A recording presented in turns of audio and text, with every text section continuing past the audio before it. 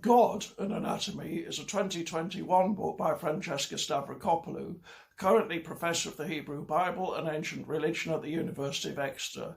It makes three interconnected, rather startling claims. Firstly, that the God of the Bible actually had a physical body. Secondly, that the ancient Hebrews took that for granted. And thirdly, that we've been deceived into thinking otherwise, partly because ancient Greek ideas about God comprehensively ousted ancient Hebrew ones after the biblical canon was closed around the end of the 2nd century CE. She divides God's body up into 5 parts, each of which is given a lengthy section in the book: feet and legs, torso, genitals, arms and hands, and head. Stavrakopoulou marshals an awful lot of evidence, and her arguments are persuasive. She accepts that the Bible says that God is invisible, but points out quite rightly that invisibility doesn't mean immateriality.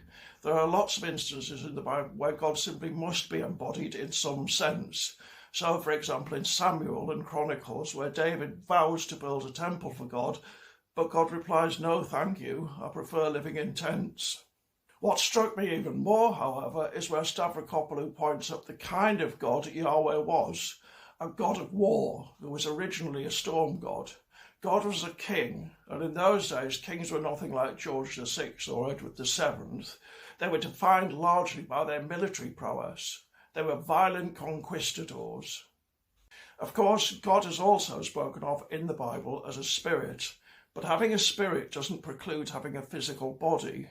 In the 2nd book of Kings, Elisha finds out that his servant Gehazi is a double dealer after his spirit follows Gehazi to the scene of the deception. Elisha's embodied, but his spirit ranges free. At the end of God and Anatomy, Stavrakopoulou puts together everything she's established so far to produce a detailed description of God as she thinks the ancient Hebrews would have imagined him. It's quite a picture. If I have one criticism of God and Anatomy, it has to do with its implicit assumption that there's a single notion of God running through the Bible and that it's possible to recover it. It's an assumption shared by biblical fundamentalists. I think there's probably a variety of competing notions. The Bible's a complex book, intensely worked upon by a number of different editors in different time periods. It would be just too neat if they all agreed. Having said that, I do think God and Anatomy may represent something of a revolution.